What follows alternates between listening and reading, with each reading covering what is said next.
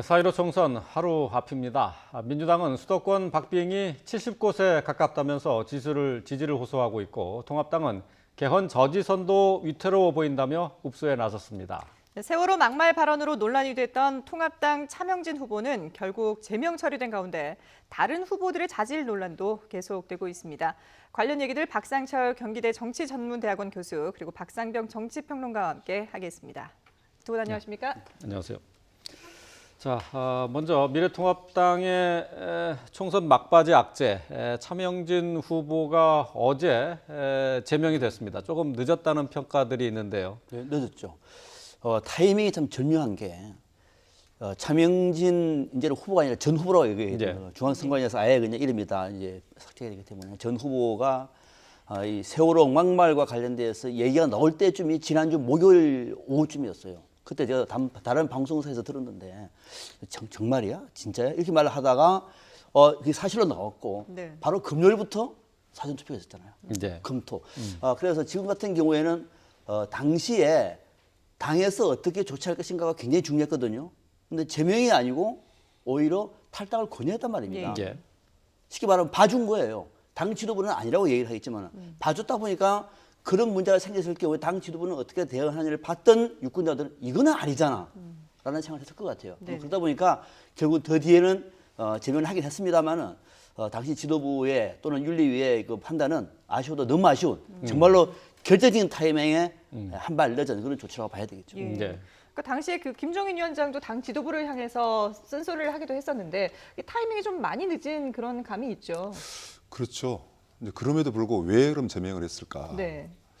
제명을 하는 것이 어쨌든 당의 이미지 제고에 좋겠다라는 생각도 있고 또 하나는 솔직히 말해서 차명진 후보가 당선 가능성이 그다지 높지 않기 때문에 저는 제명했다고 봐요. 네.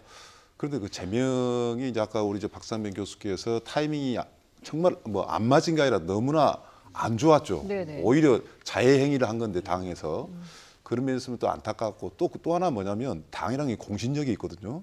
어쨌든 후보자를 공천을 받아서 뛰고 있는 사람을 중간에 말해서 내리라 그러고 또 지지층이 작든 많든 이미 지지층이 형성됐는데 갑자기 당의 어떤 이미지 제고를 위해서 그래서 낙마를 시켰다면 그게 미래통합당한테 큰 이익이 됐으면 좋겠는데 제가 볼 때는 그렇지 않다는 것 때문에 약간 안타깝고 아쉽습니다. 네.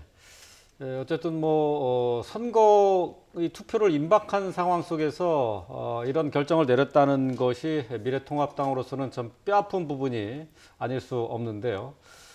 이 때문에 통합당에서는 개헌 저지선 지키는 것도 쉽지 않다 이렇게 얘기를 하고 있습니다. 잠시 들어보겠습니다. 주말에 여러 가지 자체 여론조사나 판세 분석을 해보니까 너무나 심각한 위기의식을 느껴서 사실 이대로 가면 개헌선도 위태롭다. 저희는 왜 이런 일이 지난 일주일간 벌어졌는가를 되짚어봤습니다. 가장 심각한 이슈는 역시 차명진 후보 이슈였습니다. 저희 판세 분석에서도 30, 40대들이 또 중도층이 등을 돌리는 이 현상들이 뚜렷하게 드러나고 있습니다. 네, 박형준 공동선대위원장의 얘기를 들어봤는데요. 지금 어쨌든 개헌 저지선 그러니까 200석을 그 여당과 관련돼 있는 같은 성향의 여당 성향의 정당들이 다 가져간다는 얘기인데. 네. 그만큼 지금 상황이 어려워졌다는 얘기죠. 그럴 것 같아요. 그러니까 지금 통합당 같은 경우는 비례를 합해서 100석도 어렵다고 판단한 거죠. 실질적으로 그런 얘기를 지금 많이 하고 있습니다. 앞서 박형준 위원장의 저 얘기는 보통 이제 이 정도 되면은 좀 전략적인 발언을 많이 하거든요. 네. 선거 전략에 맞는 발언을 많이 하는데 박형준 위원장의 발언은 선거 전략도 있습니다만은 또 팩트이기도 한 것 같아요. 네. 나름대로 돌려보니까 수도권에서 지금 적게는 한 40-50군데가 지금 접전 중이란 말이죠. 그렇죠. 접전 중은 보통 5% 이내의 득표율로 차이가 납니다. 그럼 여기에 마지막까지 투표를 하지 않는 사람들은 뭘 보고 투표를 하겠느냐? 뭘 보고? 이 사람은 친문도 아니고 친박도 아니에요. 통합당도 아니고 민주당도 아닌 사람들인데 마지막까지 지켜보는데 차명진 후보? 이건 아니잖아. 그러니까 차명진 후보 본인의 문제를 넘어서서 차명진 후보의 이런 사실을 대하는 지도부의 판단 자체는 굉장히 실망스러운 거죠. 당 지도부가. 차명진 후보는 본인 입장이니까 그냥 제명시키면은 제명시키면서 나름대로 좀 꼬리를 자르게 할 수가 있었지만은 당 지도부가 봐줬단 말입니다. 또 그 뒤에는 너무 커지니까 또 뒤에 제명하는 이런 모습을 볼 때 지금 코로나 위기 속에서 한 정당이 위기에 처했을 때 지도부가 해야 할 판단, 통합당은 그래서는 안 된다는 거. 그래서 앞서 제가 말씀드린 것처럼 바로 그 다음 날 사전 투표를 가니까 저도 한 100m 이상 줄 서서 사전 투표를 예. 했습니다. 예. 한 30분 걸렸어요. 보통 사전 투표는 가면 바로 하는데 길게 줄 서 있는 거 깜짝 놀랐습니다.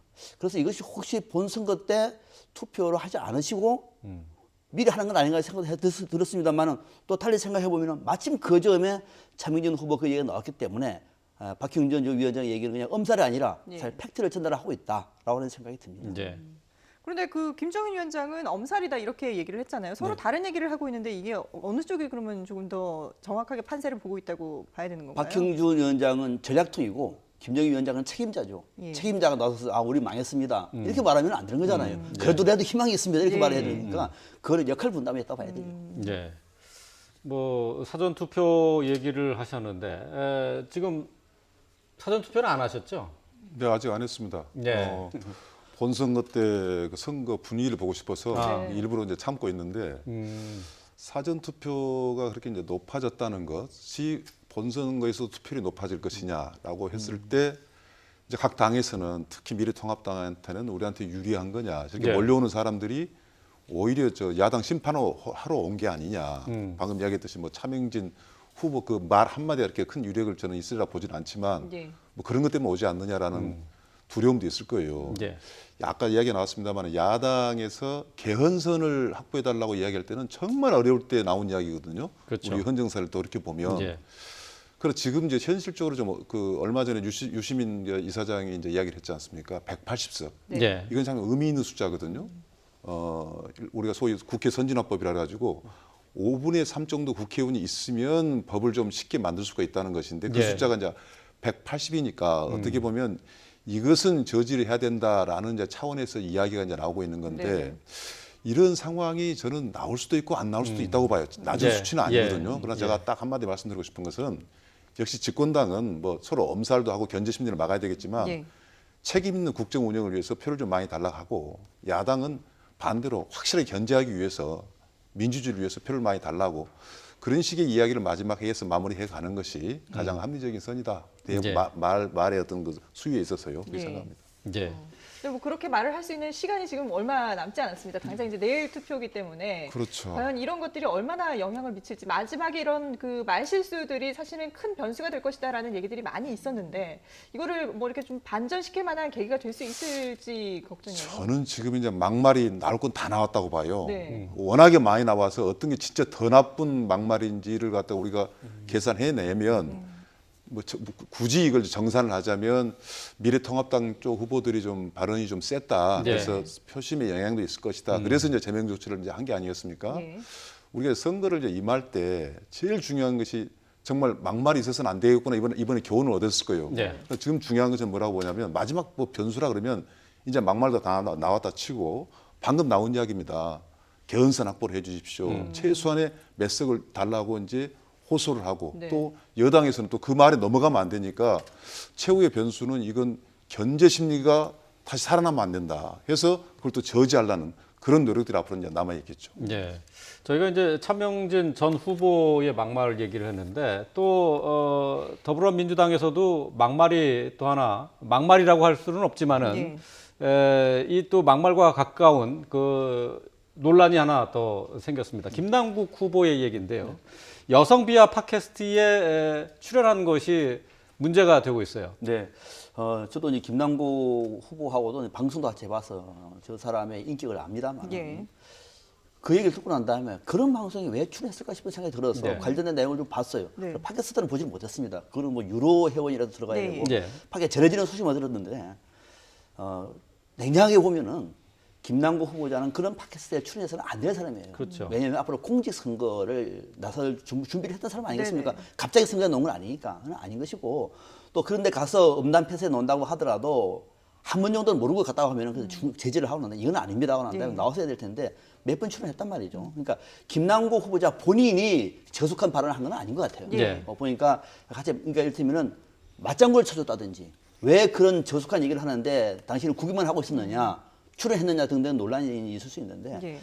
그래서 김남국 후보자 본인이 이거 여성을 비하하는 또는 아주 좀 음란한 그런 얘기를 한 것은 저는 확인하지 못했다. 네. 그러나 그는 본인의 배명인 것이고 적어도 콩지 후보자라든지 또 사회 책임 있는 인사라고 얘기하면 그런 방송에는 애초부터 안 나가는 게 훨씬 좋았을 텐데 그 대목은 나갔기 때문에 야당의 공세에 필미를 준 것은 분명해 보인다. 예. 이런 생각을 합니다. 그러니까 김남구 후보 본인도 자신이 직접 그런 발언을 한 적은 없고 그리고 또 바로 이렇게 사과를 하지 않았습니까? 불편한 점을 끼쳐드린 점은 사과드린다라고 하긴 했는데 그래도 불구하고 좀 그럼에도 불구하고 이 방송에 출연했다는 것 자체로는 상당히 좀 이미지에 훼손될 수밖에 없는 그런 게 아닌가 싶어요. 네, 저도 그걸 봅니다. 이제 예. 그런 방송 자체가 옳으냐 옳지 않느냐 문제는 논의를 하고요. 그건 네. 할 수 있으면 할 수도 있는 거죠. 네. 그런데 그 방송에 처음 해보니까 뭐 본 방송은 뭐 색드립하면서 이렇게 아주 그런 얘기를 하면서 보시기 싫은 사람은 보지 말라고 네. 얘기를 한 정도라면 굉장히 고강도의 이런 뭐 그런 방송이란 말이죠. 거기다 네. 유료니까 이게 찾아가는 방송이잖아요. 그렇습니다. 예. 그런 방송에 김남국 변호사가 아무리 어떤 개인적인 인연이 있어서 갔다고 하더라도 이거는 지금 두고두고 빌미가 될 수 있는 것인데 왜 저는 판단했을까? 또 가가지고 그런 얘기를 직접 보면서도 그걸 제지를 한다든지 저는 다 무슨 이런 줄 봐서 안 놉니다. 네네. 얘기를 하면서 자신에 대한 관리가 중요한 건 그 예. 얘기 할 수 있는 사람은 하도록 두고 지금 와가지고 저는 그냥 참석만 했고요. 그게 출연만 해가지고 얘기는 안 했어요. 이 얘기는 일반 국민들한테는 이해가 안 가는 것이죠. 네. 그걸 알았다고 얘기하면 처음부터 그 발은 그런 나름대로 경고를 합니다. 그러면은 나왔어야죠. 그러면 출연했다고 얘기하면 그 출연에 대해서만 책임을 질 문제죠. 그래서 야당에 공시를 주고 빌미를 주고 있는 건데 아무리 생각해도 김남국 후보자가 그 출연한 것은 네. 사과할 일이고 네. 앞으로 국민의 대표가 된다고 하더라도 저는 두고두고 상처가 될 만한 그런 대목입니다. 예. 자, 김남국 후보 같은 경우 이제 불편한 발언에 대해서는 죄송하지만은 직접 그 말을 하진 않았다. 이렇게 해명을 했어요. 근데 당 차원에서는 별다른 뭐 언급이 없거든요.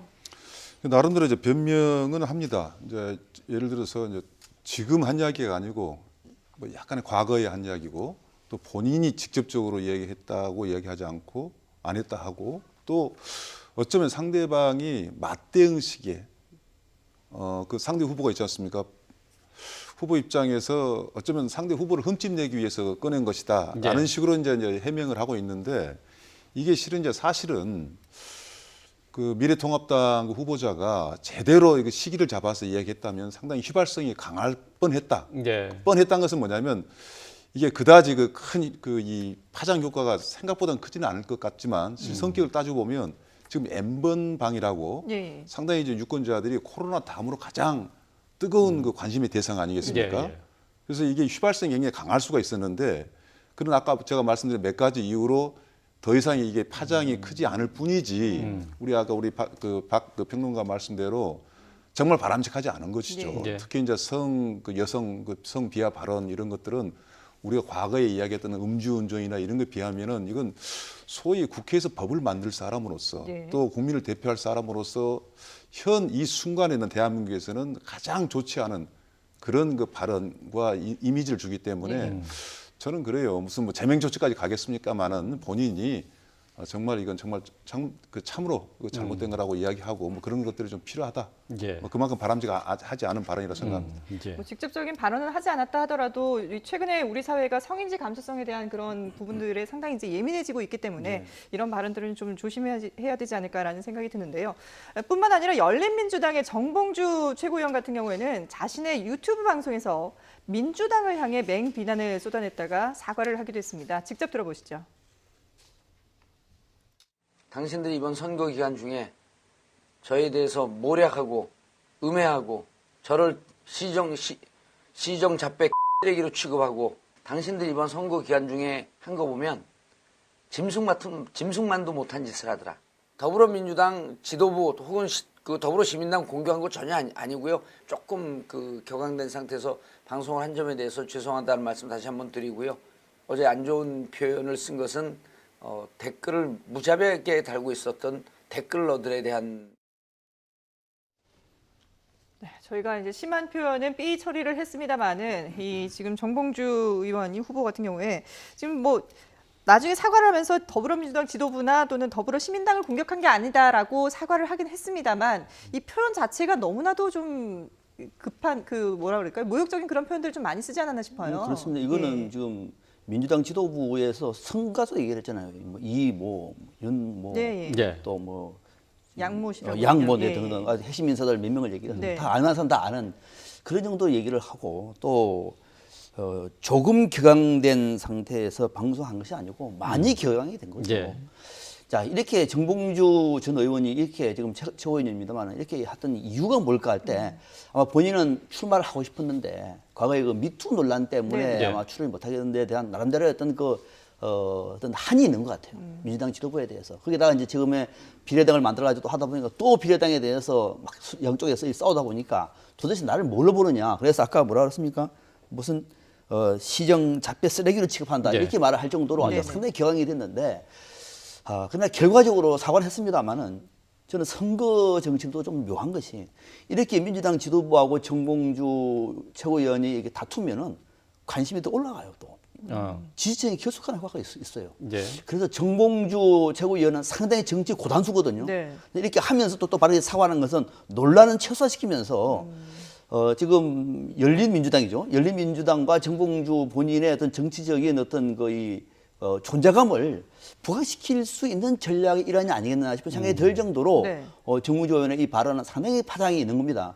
이제 앞으로 내일 모레면 이제 다 결과 나오겠습니다만 네. 과연 열린민주당이 몇 석을 얻을지 결국 이 효과 이후에 또 열린민주당과 지금 민주당이 통합을 할지 안 할지 앞으로 상당히 중요한 대목 속에서 정봉주 의원의 저 하는 많은 지지자들한테는 와닿는 얘기할 수 예. 있는 또 얼마나 한설인 지난 공천 과정을 겪었겠는가라는 생각하는 어떤 동료심 이런 것들도 상당히 촉발시킬 수 있는 그런 발언이라고 저는 봅니다. 예.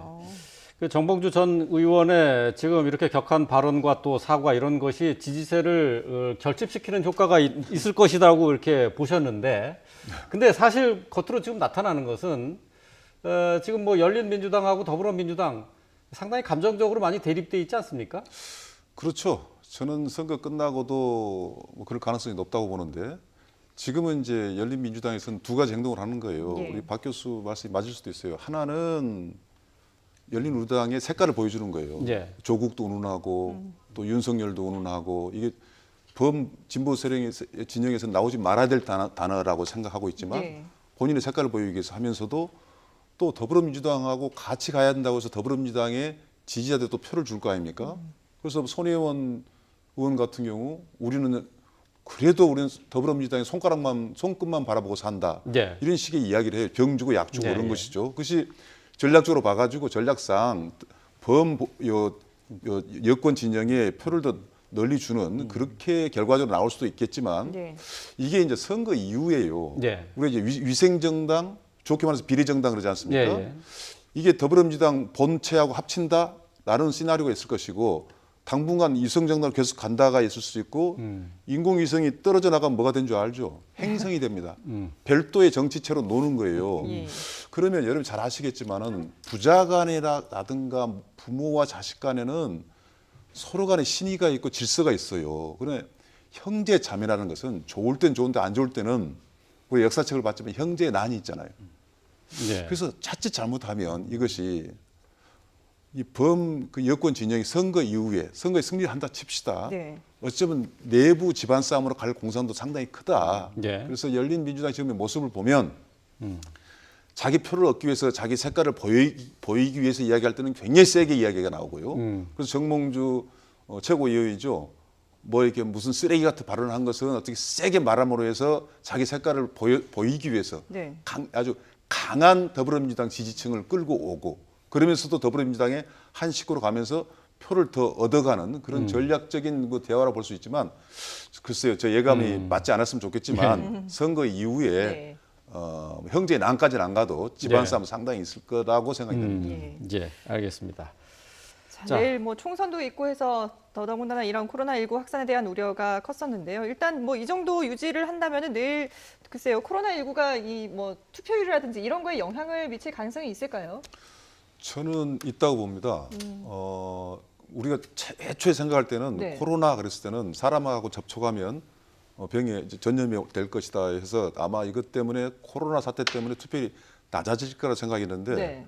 지금 와서 보니까 우리 현재 선거법이 선거 치른 날은 반드시 수요일로 하게 돼 있거든요. 그 이유가 수요일로 해놓으면은 뭐 연휴를 얻어서 휴가를 놀러 안 가게 하기 위해서 투표율을 높이기 위해서 수요일 날 투표를 하게끔 했단 말이죠. 네네. 그러면 이제 코로나 사태하면서 우리가 제일 뭘 안 합니까? 직장인들이 집에 있잖아요. 놀러 가지 않지 않습니까? 예.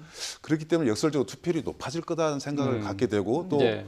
우리가 선거 치르기 전에 10일 전에 마지막에 중앙선거관리위원회에서 투표 참가하겠습니까라고 이제 적극적인 투표 참여 성향을 물어보거든요. 네네. 근데 이번에 굉장히 높게 나왔어요. 73%가 나왔습니다. 네. 그래서 사전 투표가 높아진 것이 저는 본선거에도 높아질 영향은 높다. 이제 중요한 것은 저는 투표율이 높아진다고 봅니다. 네. 과연 어느 계층이 높아지냐. 과거에는 뭐 나이 드신 분이 많이 나왔지만은 직장인들이 직장을 안 가고 그럼 직장이라면서 보통 30, 40대 이야기한 거 아니겠어요? 예. 그분들이 투표장에 온다? 그랬을 때 과연 여야 누구한테 유리할까? 이런 계산을 여야가 할 수밖에 없는 예. 뭐 그런 투표율 정도까지는 올라가지 않을까 이렇게 생각합니다. 예. 지금 코로나19 확진자를 매일 저희가 이렇게 전해드리고 있는데 지금 30명 안팎으로 지금 계속 나오고 있는 것 자체. 이거 자체는 뭐 더불어민주당에게 분명한 호재일 수밖에 없는 거죠. 그렇죠. 지금 이번 이제 내일 21대 총선은 누가 뭐 어떤 얘기를 하더라도 문재인 정부에 대한 중간 평가죠. 문재인 정부는 좀 특별한 케이스죠. 우리 헌정사상 처음으로 전직 대통령 탄핵 이후에 촛불을 통해서 피플 파워가 드러났고 네. 그 연장선에서 문재인 정부가 들어선 것 아닙니까? 그러고 나면 총선 처음입니다. 이 상황도 중요한 데다가 또 지금은 코로나19 문제 때문에 모든 크고 작은 이슈들이 블랙홀로 되어 있는 상황 속에서 국민들은 코로나만 보고 있는데 네. 그럼 문재인 정부를 중간 평가할 때 평가 기준이 뭐냐면 뭐 남북 문제도 있고 경제 문제도 있고 뭐 협치 문제도 있고 뭐 검찰개혁 다 있겠습니다만 제일 중요한 것은 저는 코로나 문제라고 봐요. 코로나 문제에 대한 문재인 정부가 어떻게 대응하냐가 관건인데 예. 앞서 나왔습니다만 지금 우리 대한민국 같은 경우는 저는 상당히 선진국다운 모습을 좀 보여주다 봐요. 제가 그 지난주에 그 사전 투표를 갔을 때 입구에 1m 간격을 줄 서 있고요. 이 체온 다 재고요. 양손에 비닐장갑까지 주더라고요. 이렇게 네. 줘서 찍고 이런 거 보면은 자, 이 코로나 위기 속에서도 대한민국은 정상적으로 국민 투표를 한다. 총선을 치른다. 투표율도 높다고 하더라.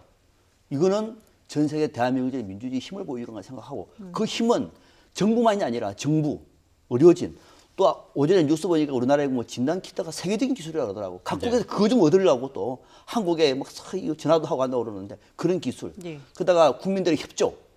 이런 나라가 많지 않거든요. 그러면은 이런 분위기 속에서 총선을 치르고 문재인 정부를 평가한다고 얘기하면은 이거는 지금 민주당한테는 굉장히 유리한 상황이고 오히려 통합당 같은 경우는 바로 이 대목에서는 정말 긴장해야 할 대목이라고 봐야죠. 예. 말씀하신 게 이제 이 총선 같은 경우 이제 국정 운영에 대한 평가라고 이제 말씀을 하셨는데 지금 이제 코로나19 때문에 지금 전 국민이 사회적 거리두기에 동참하고 있는 상황이어서 이게 지금 가깝게 와 닿기는 하지만은 보통 이제 정치학자들 얘기를 들어보면은 이 선거는 저장 효과가 있다. 그러니까 지금까지의 그 국정 운영에 대해서 총 평가를 한 것이 투표로 나타나는다. 이렇게 얘기를 하고 있거든요. 근데 이번 선거에서는 이 저장 효과를 기대하기는 좀 어려운 건가요?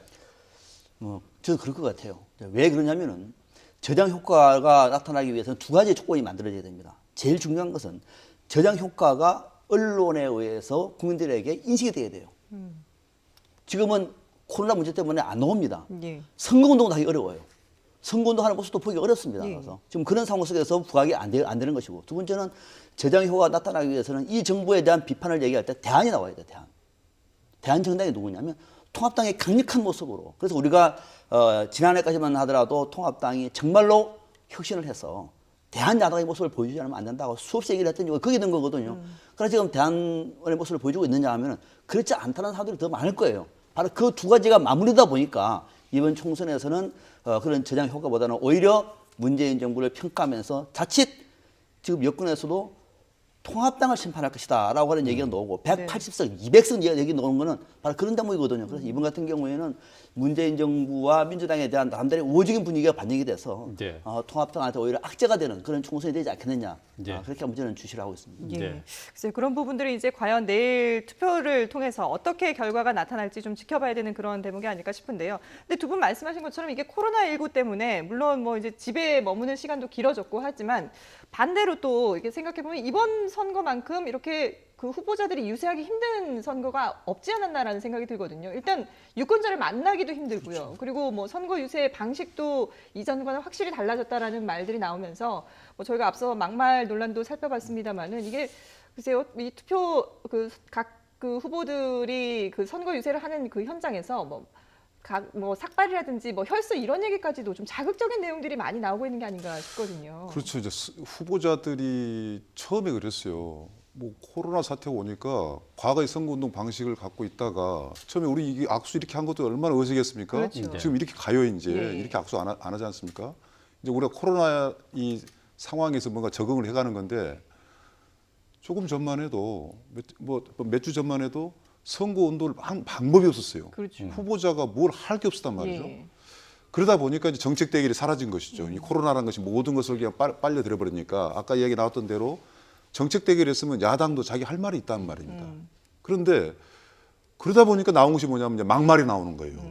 정책 대결이 사라지다 보니까 그 막말이 나중에는 급기야 이제 우리 비례당이라고 있잖아요. 네. 앞으로 우리가 이제 비례당, 위성정당, 연동형이라고 그러는데 지역구도 없이 지금 뭔가 떠돌아다니는 이 비례당에서 국민들이 뭘 보고 표를 찍어야 될지라는 부분에서 우리가 정리는 해야 되겠습니다만 네. 일단 그 당을 우리 대표로 나온 사람은 국민한테 이제 호감을 사야 될 거 아닙니까?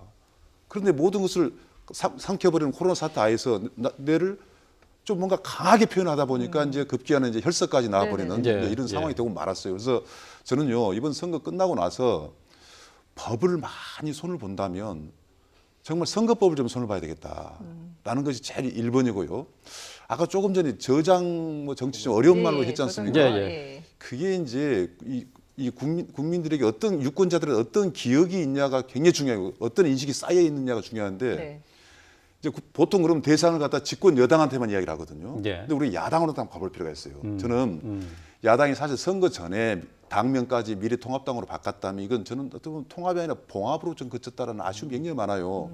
제대로 했으면 아마 이번에 어필될 가능성도 높았어요. 그러나 네. 이제 코로나 사태로 이렇게 이제 와버렸지 않습니까? 그러면 국민들한테 뭐냐면 야당이 새롭게 변화된 모습을 못 봐버렸어요. 이것도 코로나에 대한 어떤 야당의 어떤 원망을 할 수도 있는 부분일 수도 있습니다. 야당의 모습이 다시 과거로 돌아가는 거예요. 과거에 뭐 했느냐.